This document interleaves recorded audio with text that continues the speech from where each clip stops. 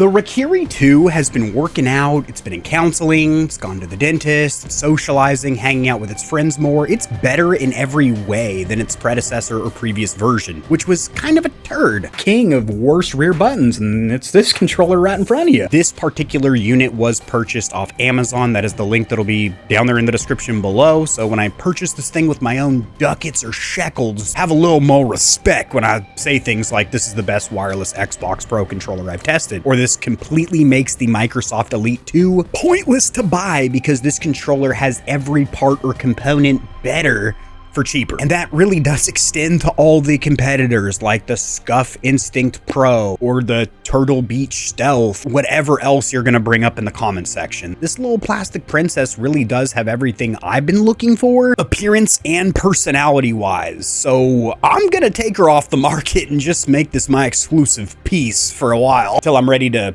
taste something else.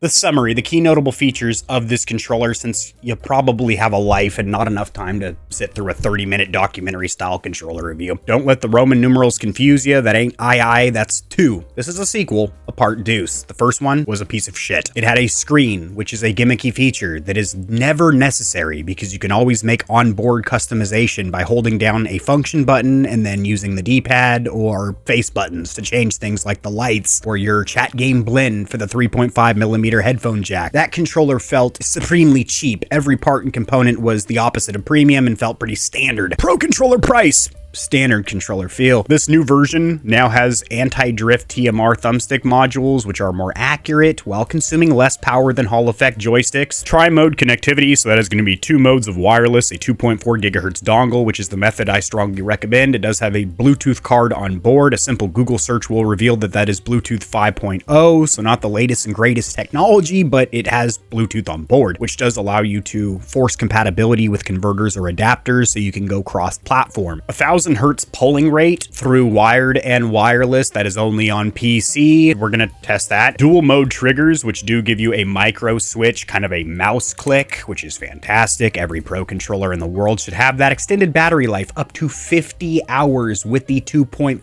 gigahertz dongle. That is long. That is with RGB lights, audio, and vibration turned off. This does have a very nice protective carrying case, which we'll take a look at during the unboxing process. Anti-slip rubber grips, and it doesn't say it here, but another pro benefit over the predecessor is that you do not need Armory Crate software to make customization of this controller because you can now do onboard tweakage. Of course, this does have 4 rear buttons, which are onboard remappable. You will get 1 year of warranty coverage with this controller, 2 years if you're in Europe or other regions that more lenient with their consumer laws. Asus does strongly implore you to register your controller to make good on to activate your warranty, but if you do buy from a third-party vendor like Amazon, Best Buy, etc., you will have that layer of customer support as well. This is the outer box, has a little bit of a holographic pattern like a Pokemon card. You do have that lime green stamp and sigil in the bottom corner letting you know this is a licensed Xbox controller. That kind of pimping ain't free. Devices this is for, por favor, is they mention their handheld. Doesn't need mentioned. Any kind of Bluetooth controller will work with any kind of Bluetooth tablet, phone, handheld device that your company also makes and promotes. Xbox Series X and S, last generation Xbox console, and Windows 10 or 11 PCs. Very nice protective carrying case. Same protection as that hard clamshell that comes with the PlayStation DualSense Edge, except this looks a little bit better because it is fabric covered and has the Asus ROG logo. Little bit of a flippity flap, which is a pass-through for your USB-C cable. Also a little protective cover in there, but you pass through your wire and you can use this to charge your controller. That is what I like to see. No USB-C cable, pushing the thumbsticks out at a weird angle, couple of foam rings around the thumbstick caps, an included charging dock. Pulling these removable thumbstick caps out of their slot, you will see that it is a very interesting mechanism to snap them in.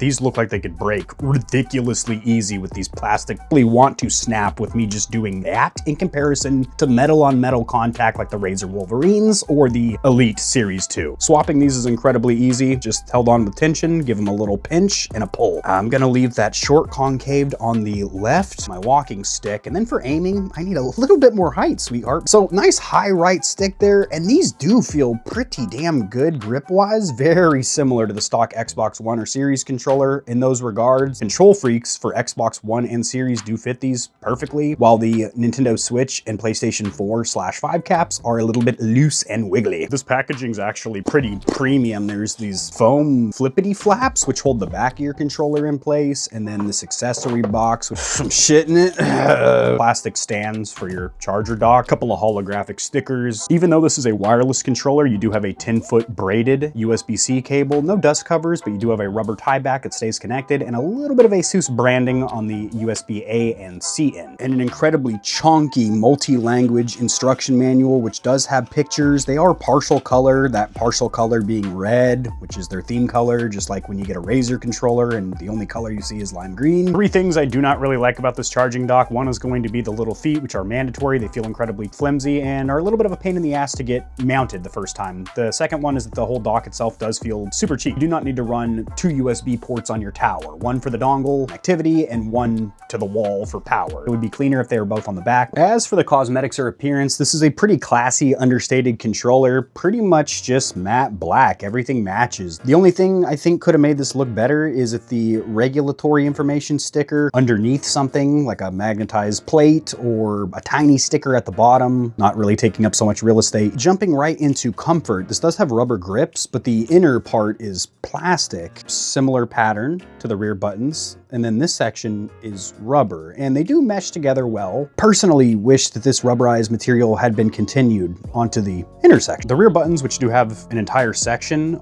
don't cut into comfort negatively too much. I do wish the inner 2 buttons, or the top I should say, were sunk in a little more flush or required a little bit more resistance, because the first few gaming sessions I did find myself tensing up in the heat of a gunfight and accidentally hitting these. That's just a learning curve, I guess. As for the D-pad, it is an 8-way micro switch. It does feel a little bit small, and 2 types of surface plastic. You have this grippy flat matte material on the 4-point, and then the diagonal inputs on the wheel, as this is the hybrid, is piano or gloss black, and they do feel different as well. I do really like the feel of this D-pad, as well as the fact that unlike pretty much every mechanical D-pad that I've seen, this is sealed or damn near completely flush with the front shell, keeping dust and debris out. No complaints with the D-pad. I just wish it was maybe a little bit bigger in diameter, and if it had some kind of a swappable option like a 4-point or a wheel, that would be cool, but this gets the job done. The face or action button are mechanical. I do like that. They are going to be more durable in the long run and also faster to actuate than membrane switches. Cosmetically not crazy about their glossy nature, and the biggest problem here is going to be how light they are. That just resting your thumb in this general region, you might accidentally press one of the buttons. They are very quiet, which is good, but also very easy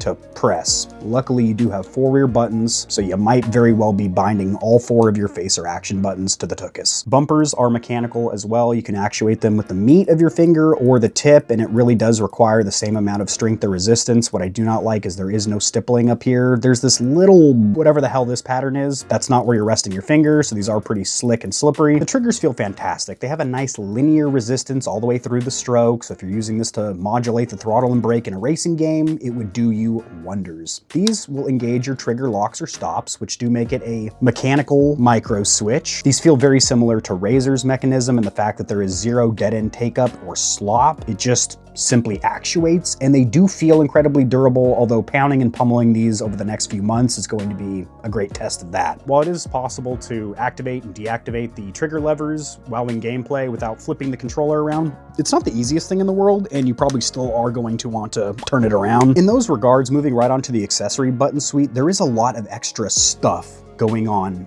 this controller. You've got a toggle for wired, Bluetooth or 2.4G dongle, Xbox or PC, the 3 contact pads for the charging dock, then a 3.5mm headphone jack. Get a fingernail up underneath this tray and you will have your 2.4G dongle. Love that is stored on board the controller. Even if you misplace your nice hard carrying case, this is still on board. Thumbstick modules on board are TMR, which is the cream of the crop, better than Hall effect, definitely better than potentiometers. There is no anti-friction rings, at least almost no visible ones, but you do still glide along smooth plastic when you're on the outside of your thumbstick gates at full lock. These feel like they have great range of motion, full travel, nice resistance. Clicking in the sticks is quieter than almost any controller I've tested. I don't know if that's because of the acoustics of the body or the modules themselves. Quiet. I do just wish there were more thumbstick cap options. Over here in GPT, to get a little take a look at these thumbsticks. We are recognized as player number 2 on an Xbox 360 controller, as this is X input, the golden standard. Both thumbsticks snapping back to a perfect resting value of 0.0002 as I move to and fro on the vertical and horizontal axes. A couple of hard flickeroonies, very tight and responsive as I just feather away from neutral, breaking that dead zone. This is before any kind of adjustment in the software, as I am going to give you a tour of the app in just a minute. Doing the circularity test, you will see that these thumbstick modules are calibrated in the radial or circular algorithm, I guess you could say. Like golf, lower number better here, unless they are the rectangular or square thumbstick modules, in which case they'll be between 10 to 16% average error rate, but as long as everything looks even, Resident Evil umbrella logo, yeah, right. Vibration.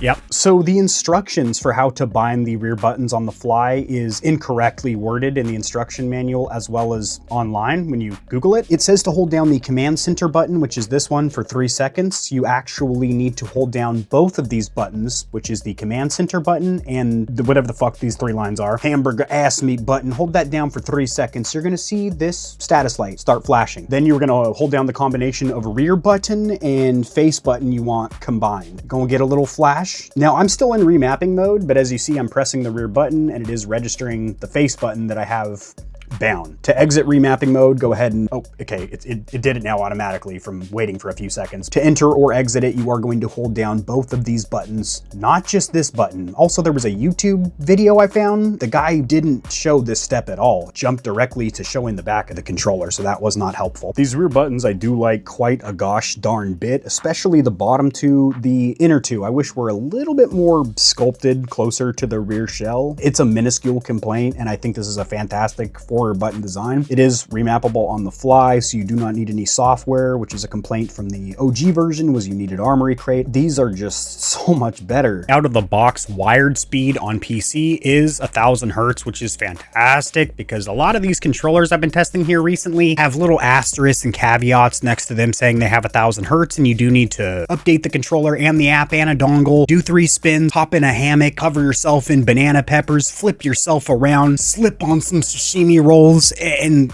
by then you don't even care if you're at 1000 hertz. This just takes the guessing game out of the fact that I am at 1000 hertz for under 1 millisecond of input lag or delay. That's not controller latency. Let's look at that as well. Just looking through the numbers here on X input manually, low and consistent. As you can see, minimum and maximum very close to each other. The first pull, 0 outliers. Jitter, low as shit as well. This is what I like to see. Gamepad LA, I see you eyeing me in the corner. Fuck you gotta say on the issue. Run another one. So 2 pulls in Gamepad LA. It is showing less stability and a lower polling rate, but I'm not too concerned with that. Super convenient. I don't even have to do any additional work.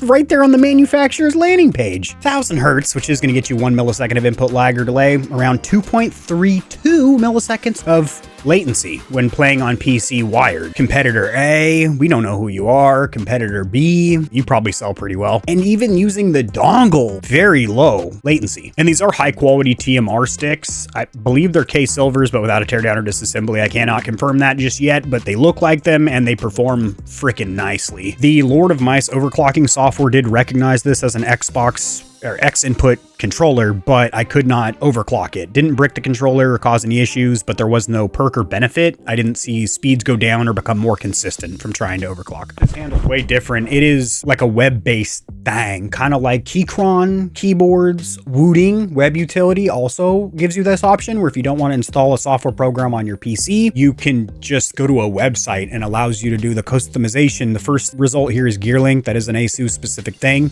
We are going to connect our device connected via dongle wirelessly. I'm going to hit allow. It recognizes my controller, hit connect. So I cannot control it with the controller. That is okay. We can use the mouse as well as the no controller, no keyboard. You're going to be using the mouse to control this. You do have 5 onboard profiles by default. You can rename these by right. Never mind. Okay. It's not the best software suite in the world, it's very similar to Armory Crate in its appearance and functionality. And then every time you pair it up, you have to press one button on your controller and then don't touch it anymore because you can't use that to control anything. The first tab is going to be device information, which is a summary of all these other tabs. If you do click on these, it will take you to those individual tabs. You have your triggers, top and bottom dead zone, your stick. You do have thumbstick sensitivity curves.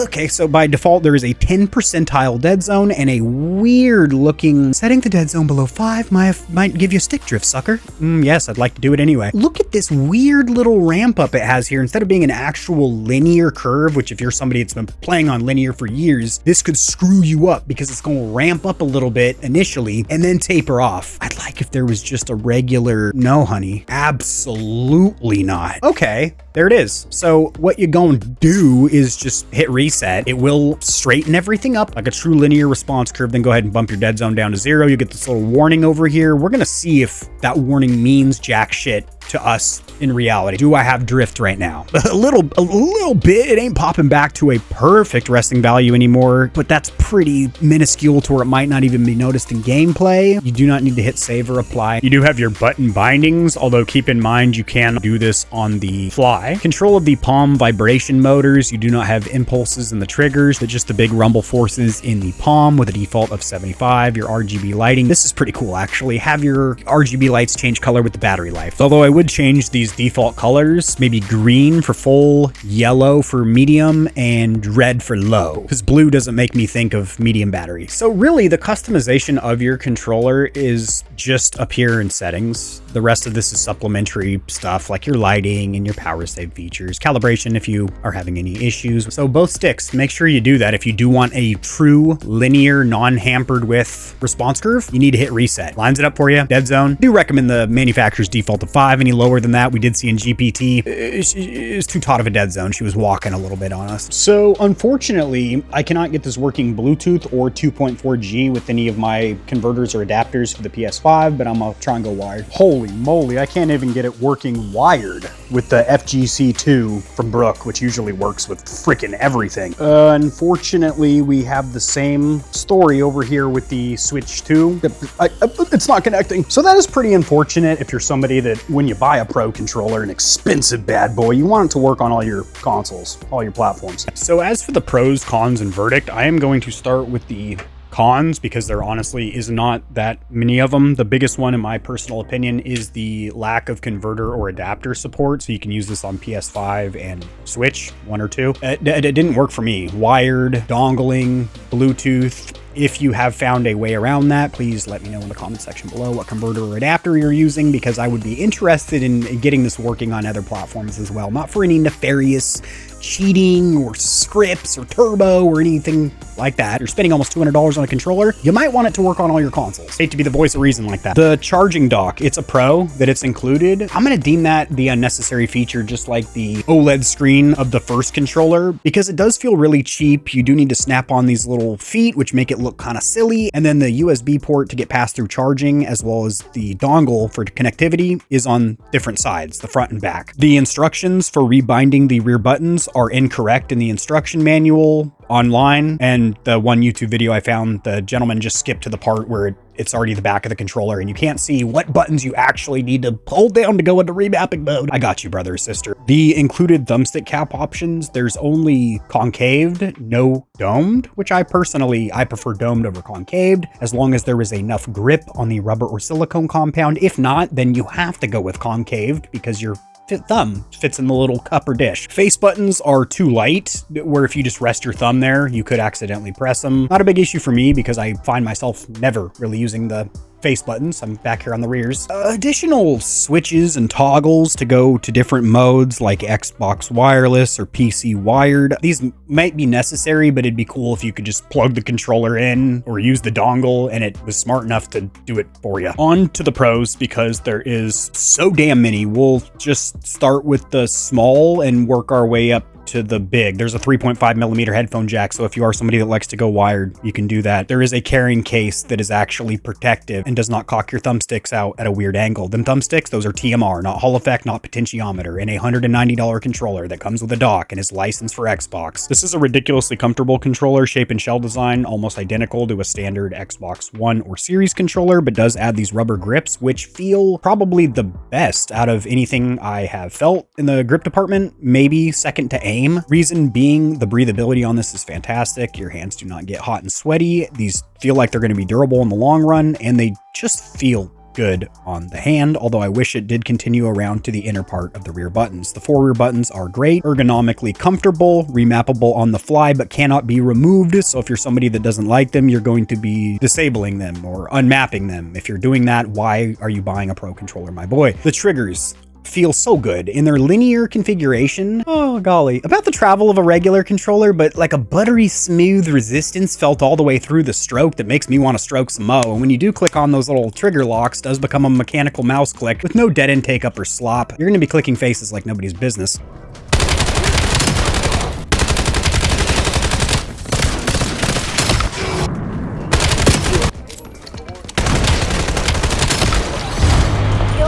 Bugging out. Figure out what they were hiding. You can get the fuck out!